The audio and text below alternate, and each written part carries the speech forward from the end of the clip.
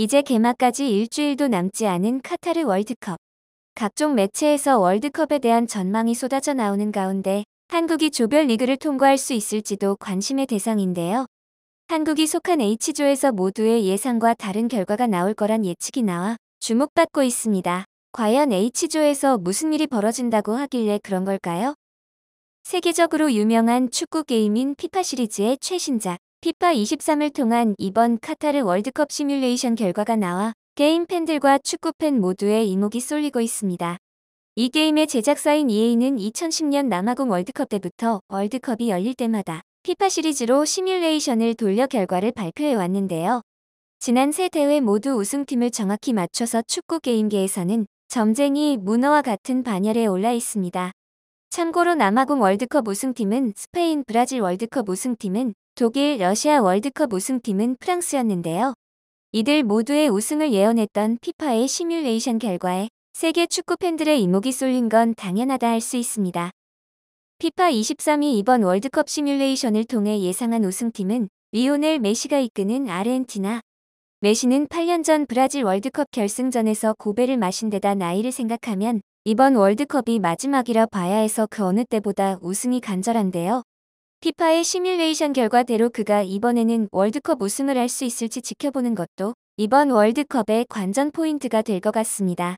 준우승팀은 아르헨티나의 영원한 라이벌인 브라질. 시대를 막론하고 그 누구도 축구 최강국임을 의심하지 않는 나라지만 20년 전인 한일 월드컵 이후 월드컵 우승을 하지 못한 불명예스러운 기록이 이어지고 있는데요. 결승전에 올라간 것도 20년 전이 마지막이라 이번에 결승에 올라갈 수 있다면 그 자체로도 의미가 있겠지만 시뮬레이션 결과대로라면 결승 진출에 만족해야 할지도 모르겠습니다. 과연 네이마르는 예측을 뒤엎고 메시를 뛰어넘을 수 있을까요? 이번 시뮬레이션 결과대로라면 우승을 할 수 없지만 어쩌면 이 결과대로 월드컵이 진행되기를 바랄지도 모를 나라도 있습니다. 바로 프랑스인데요. 남아공 월드컵 때부터 지난 대회 우승국들이 모두 조별리그를 통과하지 못한다는 징크스가 이어지고 있어 프랑스도 이를 우려하고 있습니다. 시뮬레이션에서는 프랑스가 그 징크스를 깨고 3, 4위 결정전에서 포르투갈의 승리에 3위를 차지한 걸로 나왔는데요. 따라서 프랑스로서는 우승까지는 아니더라도 시뮬레이션대로 준결승까지는 무난히 갈 수 있기를 바랄 겁니다. 지금까지 나온 이름들 중 포르투갈과 브라질은 각각 우리가 속한 H조와 우리가 16강에 올라갈 경우 붙게 될 주조에 속해 있는 팀들인데요. 포르투갈은 준결승에 가서야 브라질과 만났으니 H조 1위로 통과했을 거고, 그럼 브라질과 16강에서 경기한 H조 2위는 H조의 H가 어느 나라의 H겠습니까? 바로 한국의 H입니다. 네, 피파 23 시뮬레이션 결과 H조 2위는 우리 대한민국으로 나왔는데요. 가난한 조 2위를 위해서는 반드시 잡아야 하는 상대니 그렇다 치더라도 포르투갈과 함께 유력한 조 1위 후보였던 우루과이를 제치고 16강에 오른 거라 국내에 가리지 않고 모두 놀라고 있습니다. 물론 어디까지나 게임을 통한 시뮬레이션에 불과한 거니 이것만 믿고 방심해서는 안 되겠지만 할 수 있다는 자신감을 주는 결과인데요. 16강에서는 브라질에 3대 0으로 패할 거라 예상됐지만 만만치 않은 팀들이 포진해 있는 H조에서 살아남았다는 것 자체로 고무적이라 할 수 있겠습니다. 참고로 시뮬레이션 결과 이번 월드컵에서 16강에 오른 아시아 국가는 한국밖에 없는데요. 아시아의 다른 참가국들인 카타르와 이란, 일본, 호주, 사우디아라비아는 모두 조별리그에서 탈락하는 걸로 나왔습니다. 그중 일본은 애초에 조 편성 자체가 어렵게 나와서인지 이럴 줄 알았다는 듯한 반응이 많은데요. 해당 시뮬레이션 결과를 본 일본 네티즌들의 SNS 반응은 일본 아무렇지 않게 조별리그 탈락했네. 안정적으로 일본 그룹 스테이지 탈락. 어째선가. 일본 조별리그 탈락해서 웃김. 16강에도 못 오른다고? 피파 결과에는 일본 없네 폭소.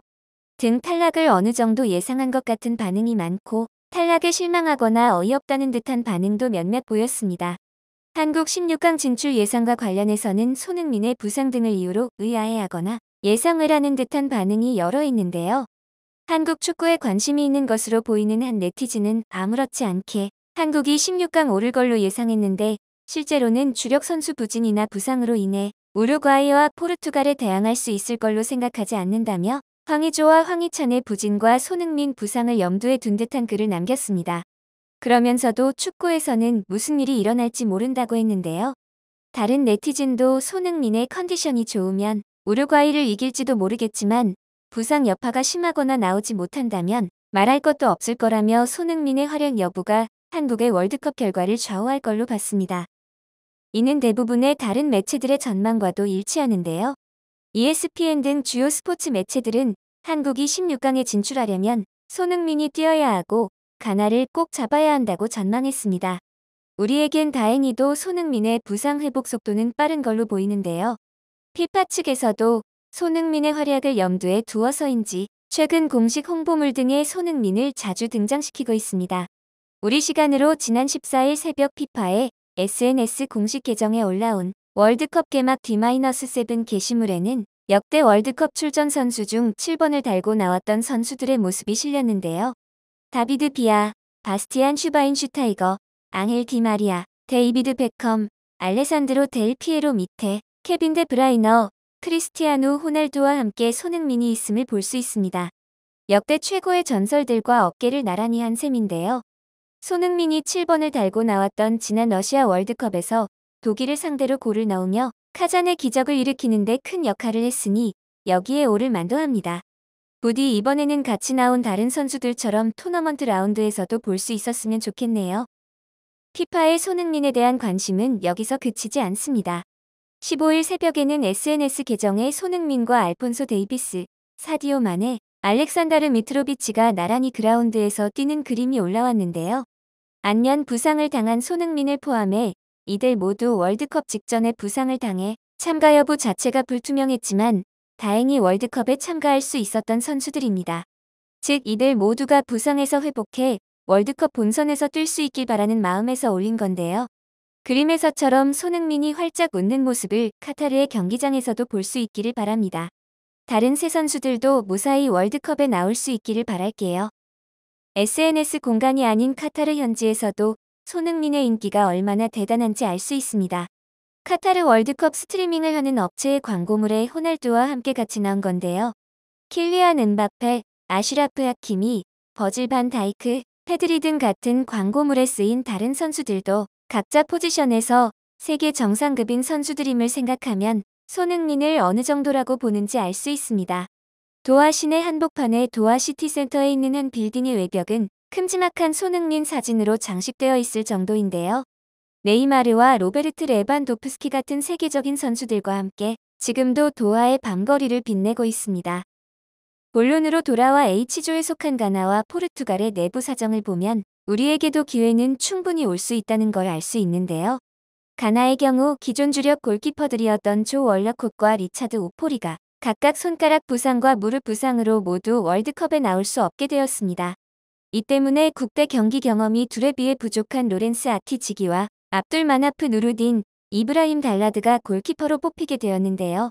달라드는 성인 대표팀 경기에 나온 적이 아예 없고 나머지 둘도 소속팀에서 주전으로 뛰고 있지만 국대에서는 좋은 모습을 보여준 적이 없어 우리에게는 호재라 할 수 있습니다. 이강인과 함께 마요르카에서 뛰고 있는 이드리수 바바가 부상으로 못 나오게 된 것도 우리가 가나를 좀 더 수월하게 상대할 수 있게 해줄 것으로 보이는데요. 바바는 수비에 특화되어 있는 미드필더라 토마스 파티 등 다른 미드필더들이 공격진 지원이나 직접 공격 등에 집중할 수 있게 해줍니다. 하지만 바바가 나오지 못하게 됨에 따라 파티의 수비 부담이 커져 유사시 우리 진영까지 치고 올라올 가능성이 적어지게 되었지요. 우리 입장에서는 중원 싸움에서 상대적으로 유리해진 셈입니다. 포르투갈의 경우 가나와 같은 전력 누수는 없지만 예상치 못한 곳에서 문제가 발생했는데요. 바로 최근 호날두의 소속팀 맨체스터 유나이티드와 그 감독인 텐 하흐를 비난한 인터뷰입니다. 엄밀히 말해 맨유 내부 문제지 포르투갈의 문제라 할 수는 없지만 포르투갈 대표로 브루노 페르난데스와 디오고 달롯 등 다른 맨유 선수들도 선발되었다는 점에서 영향이 없을 거라 장담할 수 없는데요. 실제로 최근 공개된 포르투갈 대표팀 훈련 영상에서 호날두와 페르난데스가 서로 쳐다보지도 않는 등 서먹서먹한 모습을 보여 맨유에서의 갈등이 대표팀에서도 이어지고 있는 게 아닌가 하는 의구심을 갖게 합니다. 호날두와 페르난데스는 포지션상 서로 도움을 주고받아야 하는 위치라 둘의 갈등은 포르투갈의 공격력에 악영향을 줄 수 있는데요. 이는 포르투갈의 강력한 공격진을 상대로 못해도 무농사는 지어야 하는 우리로서는 다행이라 할 수 있습니다. 따라서 이러한 점들을 이용해 각 팀들을 상대로 어떤 전략을 구사할지 계획을 잘 짜고 대비한다면 우리에게도 승산은 있는데요. 4년 전 독일 전차 군단을 무너뜨렸던 것처럼 이번에도 또 다른 기적을 보여줬으면 좋겠습니다.